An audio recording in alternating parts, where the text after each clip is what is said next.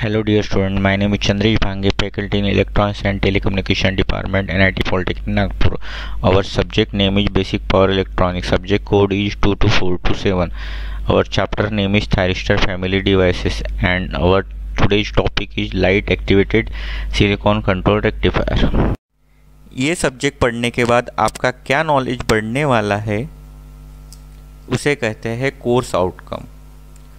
Identify power electronic devices in circuit को, जो भी सर्किट इलेक्ट्रॉनिक सर्किट रहता है उसमें कौन कौन से पावर इलेक्ट्रॉनिक डिवाइसेस लगे रहते हैं उसे वो है power electronic devices.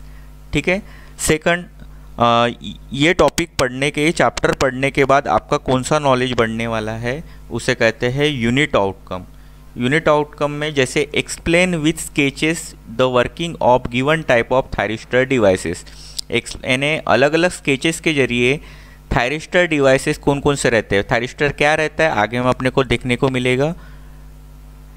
Interrupt VI characteristics of given power electronic device, यानी जो भी पावर इलेक्ट्रॉनिक डिवाइस है उसका वोल्टेज और करंट का कैरेक्टरिस्टिक्स किस तरीके से रहता है वो इस स्लाइड में देखने को मिलता है।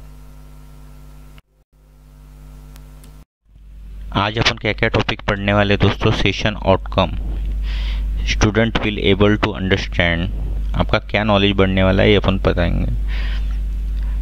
LASCR रिवर्स बायस में किस तरीके से काम करता है और LASCR फॉरवर्ड बायस में किस तरीके से काम करता है।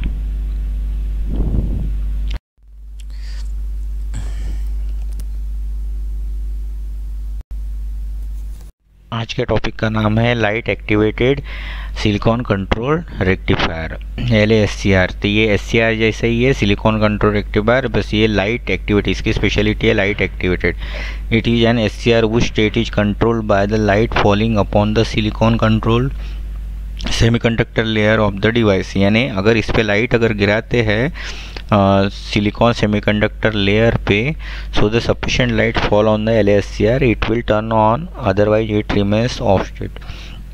अगर इसके सिलिकॉन सेमीकंडक्टर लेयर पे अगर अपन सफिशिएंट लाइट गिराते हैं तो LASCR ऑन होता है, नहीं तो ये ऑफ रहता है। तो ये इसका कंस्ट्रक्शनल डायग्राम है, ये इसका VI कैरेक्टरिस्टिक्स है, ये इसका SCR है, इसके सिंबल है ये दोनों।